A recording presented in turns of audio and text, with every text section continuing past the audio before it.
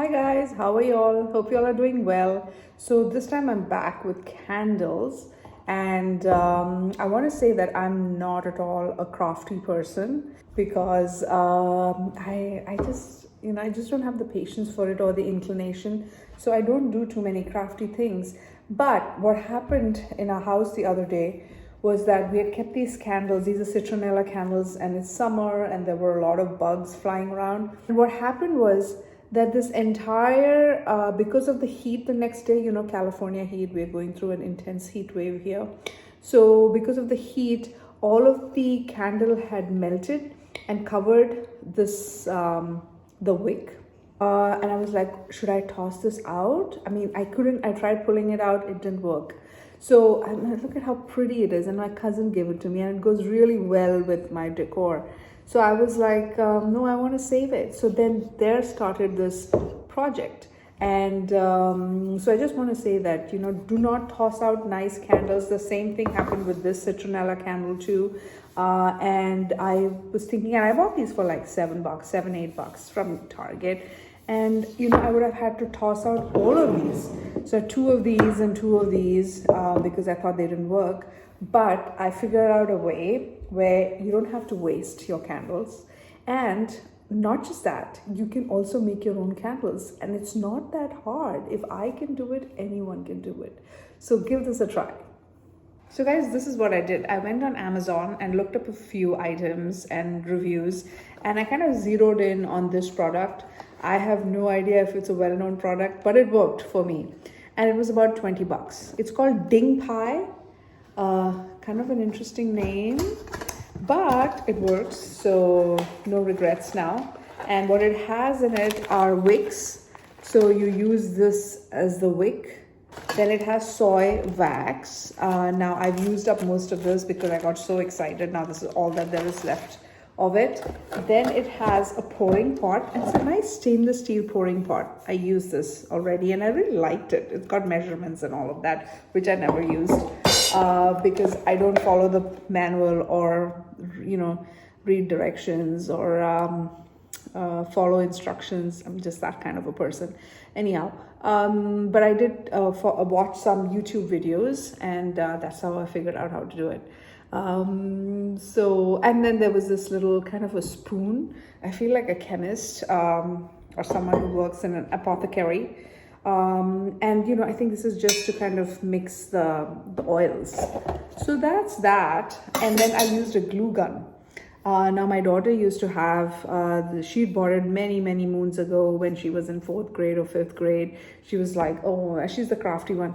And I was like, what is this? But anyway, that glue gun, it came handy and it's so easy to use. And I got it for like, I don't know, maybe under $10 from Joann's. And you need some old candles that you may have. This is also dirty, so I would wash this out. I would first put this in the oven, melt the remaining wax, and take it out and wipe it, wash these glasses nice and clean, these containers, and use this to make a brand new candle.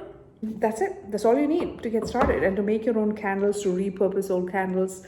So let's get going and let me show you how I went about it.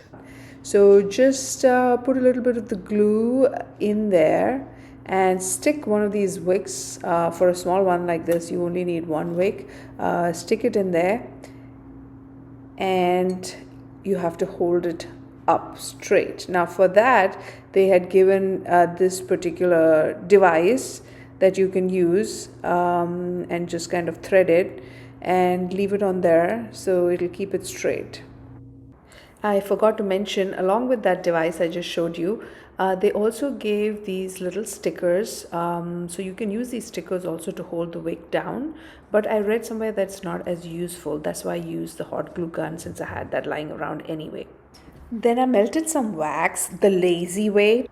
Typically you want to melt it in some warm water, but I use the oven. So I just raised the temperature to 350 degrees and I put the wax in there. And this is what I got, so here there are a couple more lumps. So then I put it in again and melted it fully. Then I pulled out my drawer where I keep all my essential oils, and I was debating between peppermint and eucalyptus, and I kind of picked lavender because I wanted something calming. Now, you can get fancy thermometers, but since I'm a rookie, I decided to just use my food thermometer. Don't worry, guys, I wiped it and washed it thoroughly with soap. So this is at 126 degrees. It's supposed to be the flex point for lavender oil, I believe, is 150 something. So anyway, I just went ahead and I put in a few drops, and yeah, I think typically you want to wait for it to be 180 degrees, but I was just doing my own thing, so it wasn't as fragrant. So if you really get into candle making, you can observe all that to a T. And now just slowly pour in the melted wax carefully, and by this time your wick is nicely glued, so it's not going to move. So this part is easy. So the center wick they provided is not wide enough for a wide candle. So here I've used a jugaad system. Jugaad in Hindi is a sort of a flexible way of solving a problem. So yeah, 2 knives and a spoon helped keep the wick straight. You can see the melted wax in there. So I kind of just eyeballed it. If you get serious about this, you can always get a weighing scale and things like that, and measure the exact amount of wax. So it's nicely melted, and I have to make sure no one comes and touches it or nudges it, and it stays stable like this for a long time. And you can see now it's slowly already starting to thicken, and this is one I'd made earlier. This one needs help, so I'm going to do that next. Now these are getting more and more opaque, and they're solidifying. It's getting there slowly but surely. I had left mine overnight, so I know now that this is fully done. So slowly remove the wick device, and there you are.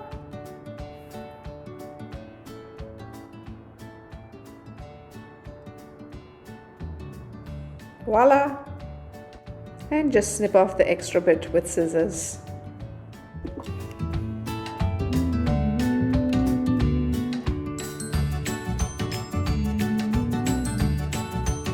So guys, this one, let me just turn this off. I got this from Trader Joe's. I got a little succulent in it, and of course then I transplanted the succulent. Actually, I'll show you the plants I transplanted. And then what do? I don't want to toss this out. It's made out of clay and it's so cute. So then I turned it into a candle. So happy that I can use all these things and not just toss them away. And then this is another plant I bought in this. I bought a nice what's it called, Monstera plant, and it came in this, and the whole plant was only $4.50 or $5, and I transplanted it to a bigger pot. So now I'm thinking I could make such a beautiful candle out of this. I could use maybe 2 or 3 wicks like this sticking out. I think it's possible. That would have so much light, wouldn't it?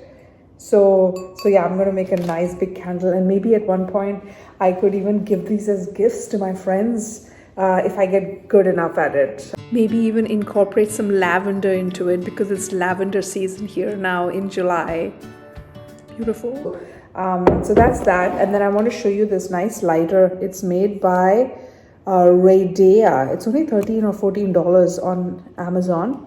My daughter gave this to me as a gift. I think it was for Christmas. I can't remember. Was it for my birthday? Because I saw her using this and I was so impressed, because it's so sleek looking, you know, and it kind of lights up. I guess it's maybe running out of charge, but it has a little USB. Oh, it's not turned on. You have to turn it on like this. So, you know, it's a USB charger. However you say that, I don't know. Anyway, and then you just light it like this. See that? So cool. So futuristic. So yeah, and then you just have to turn it back off. So yeah, I'll put a link to this so you can check it out as well in my description box. And yes.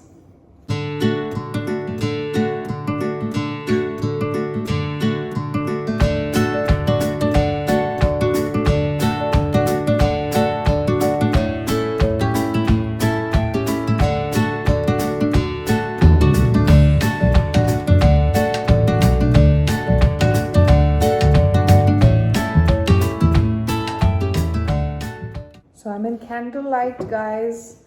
So goodbye, and I will see you in my next video. I don't mean to spook you out, but like and subscribe, and I will see you soon. Bye.